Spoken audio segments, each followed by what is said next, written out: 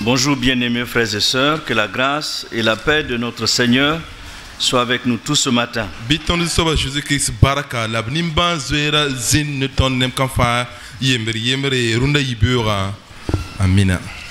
Nous rendons grâce à notre Dieu pour cette journée,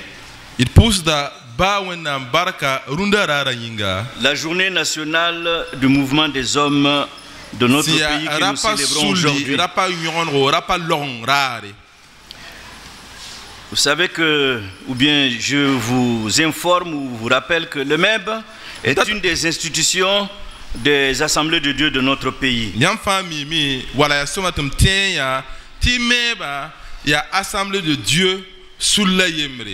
Nous avons plusieurs institutions dans notre mouvement et le MEB occupe aussi une place très importante. Assemblée de Dieu,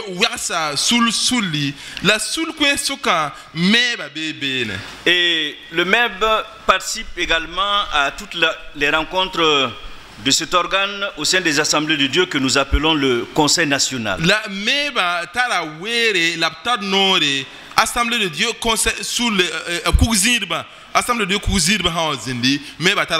le Conseil national se réunit tous les 3 mois.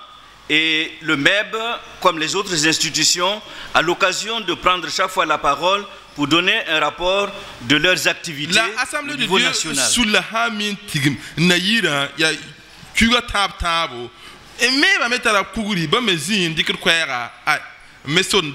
Donc le MEB participe à ce programme des assemblées de Dieu.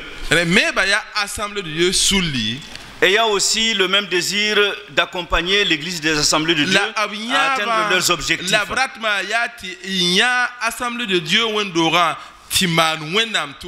Et moi qui ai le privilège de participer chaque fois à ces rencontres du Conseil national,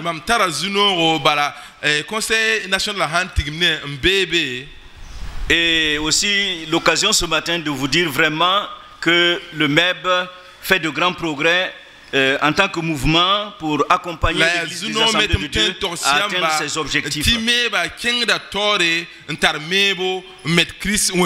Il n'y a pas très longtemps que le mouvement existe.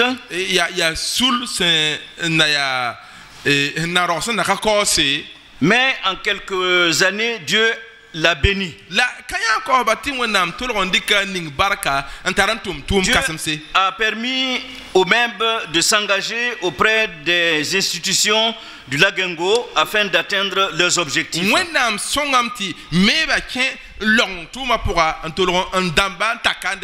tout cela dans le but d'accomplir le programme divin.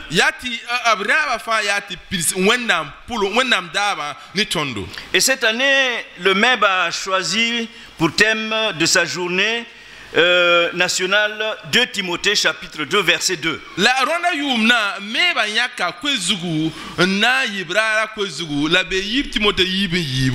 Où l'apôtre Paul dit à Timothée: ce que tu as entendu de moi en présence de beaucoup de témoins, confie-le à des hommes fidèles, des hommes qui soient capables de l'enseigner aussi à d'autres.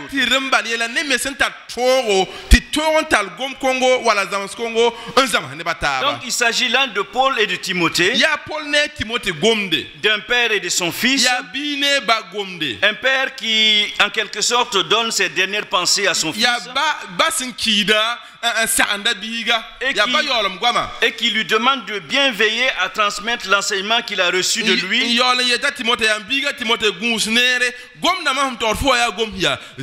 à des hommes fidèles,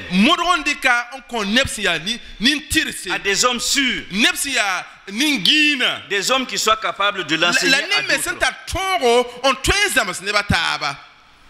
Pour ceux qui étaient là le jeudi soir, donc lors de l'ouverture des activités de cette journée du MEB,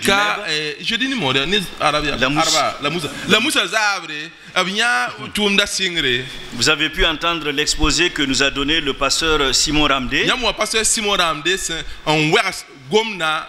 qui nous a permis vraiment de comprendre ce que Paul attendait de Timothée. Mais ce matin, je voudrais vous parler d'un autre thème. Un thème qui devrait aider les membres du bureau du MEB en général, mais aussi les membres du bureau du MEB de notre assemblée en particulier, pour que vous sachiez que Dieu vous a appelé à participer à son programme. Mais il ne vous a pas appelé à travailler seul, mais à travailler avec tous les hommes de notre assemblée. Et cet appel de Dieu doit trouver un écho favorable auprès de vous et de tous les hommes de notre assemblée. Afin qu'ensemble vous puissiez aider Dieu entre griffes à atteindre ses objectifs, pour que son nom soit glorifié. Et j'ai pris comme texte de notre méditation ce matin le livre de l'Exode. On vient d'en parler. Exode, le chapitre 35. À partir du verset 4 jusqu'à la fin du chapitre, c'est-à-dire le verset 35. Exode chapitre 35, verset 4 à 35. Nous n'allons pas le lire, bien sûr. Mais au fur et à mesure, certains versets nous serviront de base de notre méditation.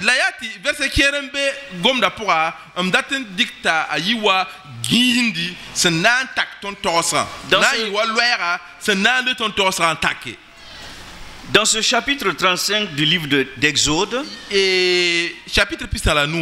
nous voyons que Dieu a un projet de construction d'un lieu, le tabernacle qui est sa demeure, un lieu où il pourra vivre avec son peuple, où Dieu pourra se rapprocher de son peuple afin de le guider et de l'accompagner où il ira. Et ce texte nous montre que pour réaliser ce projet de construction de Dieu,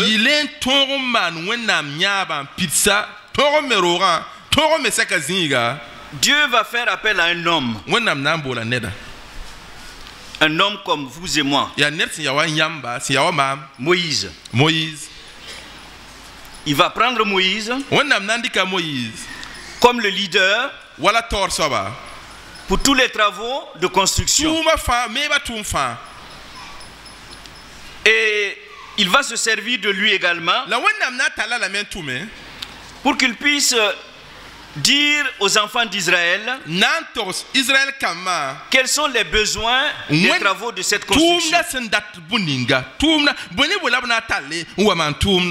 et les exhorter à apporter les dons nécessaires pour l'accomplissement de ces travaux. Et ce qui est extraordinaire, l'appel de Dieu a trouvé un écho favorable non seulement auprès de Moïse, mais auprès de tous les enfants d'Israël. Et tous les travaux de construction ont été réalisés exactement selon l'ordre de Dieu. Et quand tout a été fini, quand le tabernacle a été dressé, Dieu a exprimé sa satisfaction. Dieu a exprimé sa joie. La Bible nous dit que la nuée est comme le signe visible de la présence même de Dieu, est descendu sur le tabernacle. Et en un instant, le lieu a été rempli de la gloire de Dieu. Amen. Amen. Gloire à Dieu. Amen. Donc, en parlant de Moïse et en considérant tout ce qu'il a fait, nous pouvons dire que Dieu a réellement trouvé un écho favorable auprès de Moïse. Yati wennam sidiyam ta a Moïse tumna ya soma. Il a été un parfait leader. Ayi leader ni mode sungima. Tata. Tetsi ya soma banga ne batayebo. Il a su guider et conduire le peuple de Dieu dans l'accomplissement du programme de Dieu. Talla wennam neba to na to man wennam rabu. Et comment l'a-t-il fait? La mana wanwana. Premièrement, Pipi. il a placé Dieu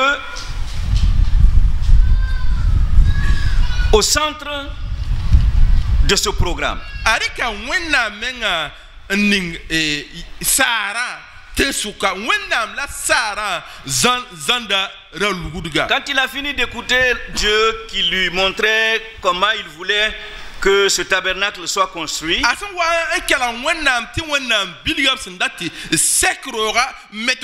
il a rassemblé les enfants d'Israël et il leur a dit ceci: voici ce que l'Éternel a ordonné.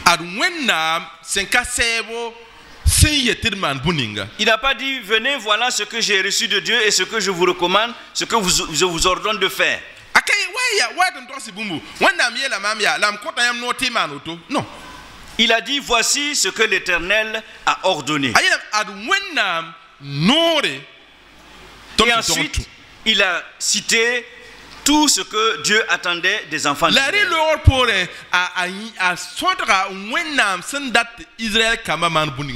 Deuxièmement, Moïse a fait appel à tous ses citoyens et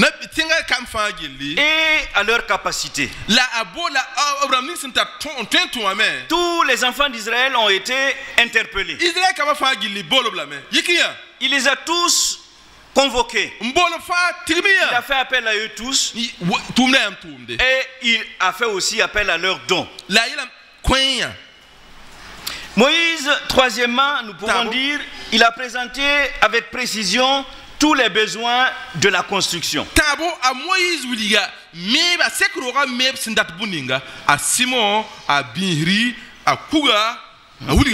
Bon, il a parlé d'or, d'argent, de toile, de peau, de fil. Il a donné avec précision tout ce qu'il fallait.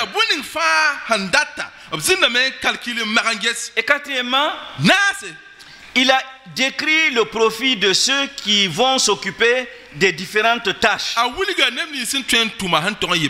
Il a mis l'accent sur les talents naturels qu'ils avaient. Il a pris en compte l'habileté que chacun avait. Ou alors les qualités qu'ils avaient reçues parce que l'Esprit de Dieu leur avait inculqué cela. La capacité d'exécuter les travaux qui venait de Dieu, la capacité d'enseigner pour montrer, pour que les gens sachent comment ils doivent faire, et même la capacité d'inventer ce qui n'existe pas. Et cinquièmement,